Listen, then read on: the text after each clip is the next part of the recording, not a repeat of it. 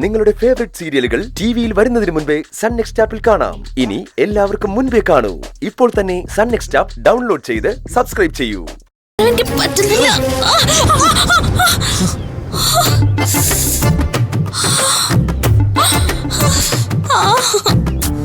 എന്താ വല്ലതും നടന്നോ? ഇല്ല, എനിക്ക് പറ്റുന്നില്ല. ഇനി എന്റെ പുറത്ത് ചവിട്ടി കയറി നീ ട്രൈ ചെയ്ത് നോക്ക്. ചിലപ്പോ നടന്നാലോ? ഞാൻ എങ്ങനെ ചെയ്താലും തനിക്ക് കയ്യെത്താത്ത ദൂരത്ത് എനിക്ക് എങ്ങനെ എത്താനാ? ഇവിടുന്ന് എങ്ങനെ നമ്മൾ രക്ഷപ്പെടും? ഇനി നമ്മളെ രക്ഷപ്പെടുത്തണമെങ്കിലേ ഏതെങ്കിലും അദൃശ്യ ശക്തി വരേണ്ടി വരും.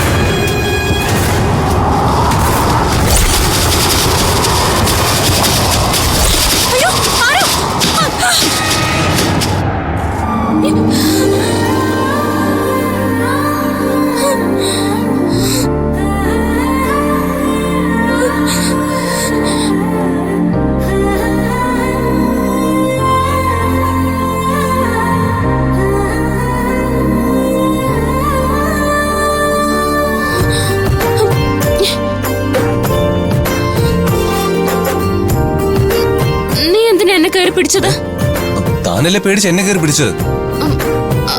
അത് പിന്നെ പേടിച്ച ആരെങ്കിലും കയറി പിടിക്കും.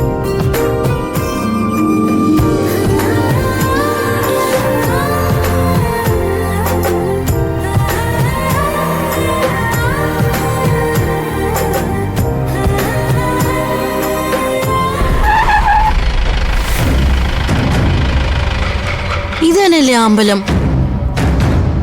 വൃന്ദയുടെ മുത്തശ്ശൻ പൂജ നടത്താൻ പറഞ്ഞ അമ്പലം ഇത് തന്നെയാന്ന് തോന്നുന്നു. അമ്പലം അടച്ചല്ലോ. അപ്പൊ വൃന്ദ എവിടെ?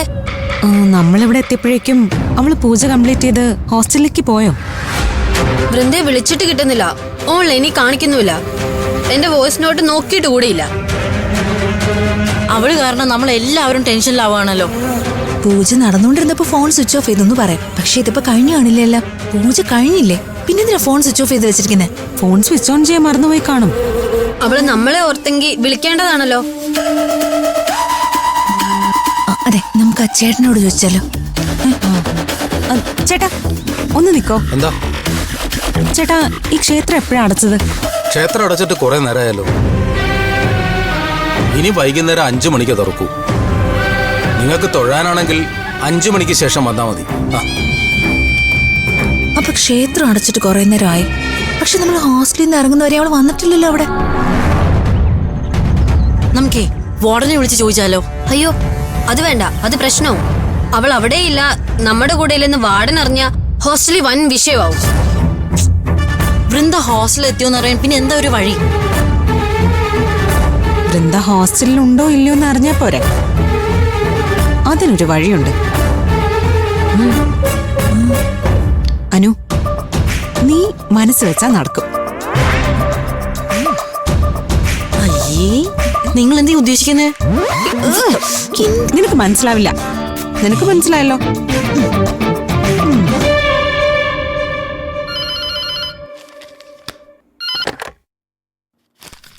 Rosemary house. ഹലോ, വാർഡനാണോ? യാ, വാർഡനാണല്ലോ. ആരാണ്? ഞാനേ സൂര്യമംഗലത്ത് നിന്നാ വിളിക്കുന്നത്. വൃന്ദ എസ്ഐയുടെ ഓപ്പോളാ. ഓ, വൃന്ദയുടെ വീട്ടിൽ നിന്നാണോ? അവളെ അങ്ങോട്ട് അയച്ച ശേഷം എനിക്ക് വിളിക്കാൻ പറ്റിയിട്ടില്ല.